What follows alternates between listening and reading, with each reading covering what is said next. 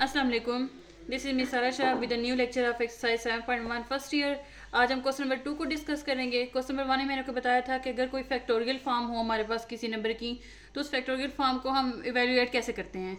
लेकिन आज हमें डिस्कस करना है कि अगर हमारे पास एक वैल्यू की एक वैल्यू है हमारे पास, हम उसे फैक्टोरियल में कन्वर्ट करना चाहते हैं। तो यहाँ हमारे पास एक सीक्वेंस है, तो उस सीक्वेंस को हम फैक्टोरियल में कन्वर्ट करना चाहते हैं, तो कैसे कन्वर्ट करेंगे। अब ये हमारे पास डिसेंडिंग में, मैंने आपको फैक्टोरियल के लिए एक रूल बताया था कि हमारे पास जो नंबर है वो डिसेंडिंग में जाता है, पर वो नेगेटिव में नहीं जाना चाहिए।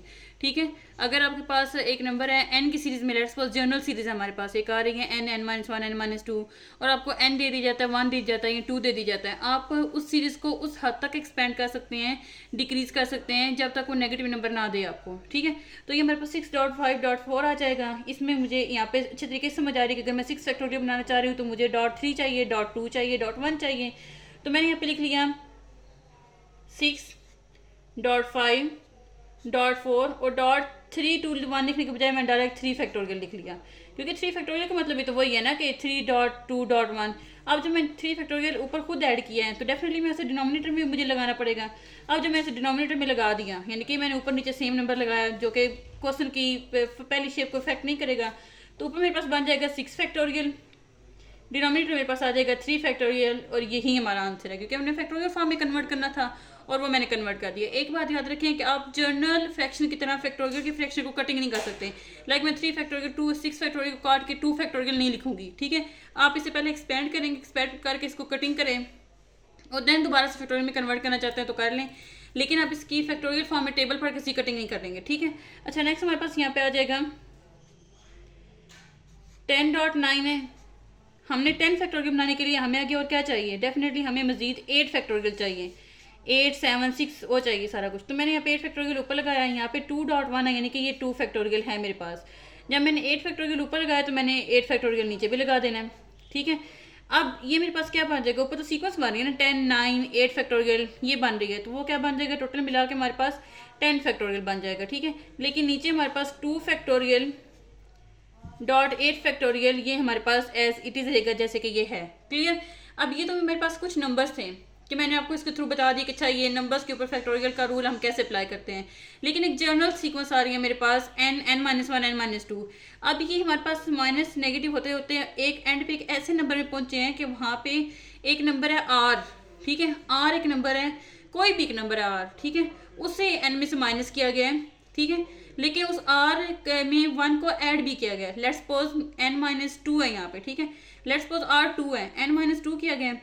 अब माइनस टू में अगर 1 + 1 करेंगे हम लोग तो वो क्या बन जाएगा, -1 बन जाएगा हमारे पास, यानी कि n माइनस वन एक ऐसी टर्म है स्पेसिफिक। इससे आगे एक ऐसी स्पेसिफिक टर्म है जिससे जो फर्स्ट टर्म है इन्होंने, इसकी प्रेसीडिंग टर्म जो है ना वो हम लिख सकते हैं, यानी कि +1 का मतलब है कि इसकी प्रेसीडिंग टर्म हम यहाँ से फाइंड कर सकते हैं।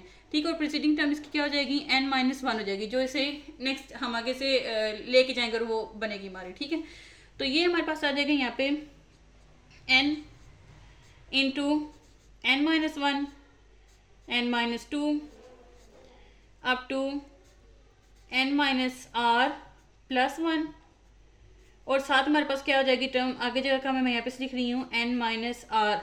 ये टर्म मैंने खुद ऐड की ऊपर, जब मैंने इसे खुद ऊपर ऐड किया है तो इसी टर्म को मैं ऑफकोर्स नीचे भी लिखूंगी n माइनस r। ऊपर भी तो ऐसे किया ना मैंने, जो टर्म खुद ऐड की उसमें नीचे। और ये रूल है हमारे पास, बेसिक रूल है मैथ का कि अगर हम खुद से कुछ ऐड करते हैं तो हमें फिर उसे माइनस भी करना पड़ता है, अगर खुद से कुछ मल्टीप्लाई करते हैं तो हमने उसे डिवाइड करना होता है।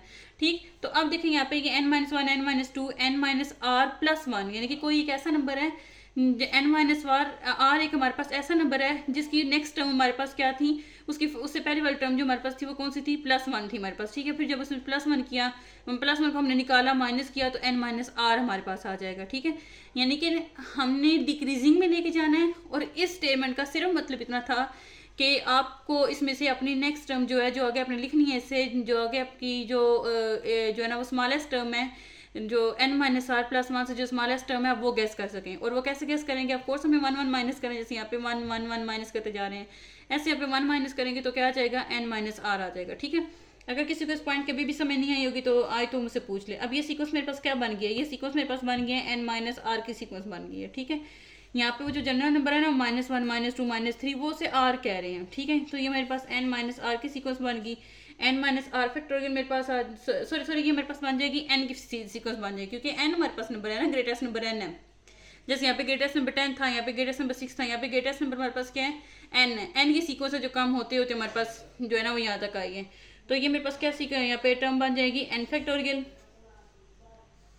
और नीचे आ जाएगा हमारे पास n माइनस आर फैक्टोरियल। और इसके साथ ही आज के लेक्चर का एंड होता है। अगर आपको किसी किस्म की प्रॉब्लम हो तो मुझे पूछ लीजिएगा। मैं दोबारा कोई क्वेश्चन आप पूछना चाह रहे हो, कोई क्वेश्चन सॉल्व करवाना चाह रहे हो, इससे रिलेटेड किसी भी लेवल का हो आपका, तो आप उस क्वेश्चन को कमेंट बॉक्स में बता दें, उस क्लास का, उस बुक का रेफरेंस दे दें, उस एक्सरसाइज का बता दें, तो मैं फॉर श्योर उस क्वेश्चन को पोस्ट कर दें कमेंट बॉक्स में। मैं आपको फॉर श्योर वो क्वेश्चन सॉल्व करके बता दूंगी उसका सोल्यूशन। और अगर इस क्वेश्चन में आपको कोई प्रॉब्लम हो, इसमें कोई कॉन्सेप्ट नहीं समझ आया आपको पूरे लेक्चर में, तो भी हम उसे कॉन्टैक्ट कर सकते हैं। दुआ में याद रखिएगा। अल्लाह हाफिज़।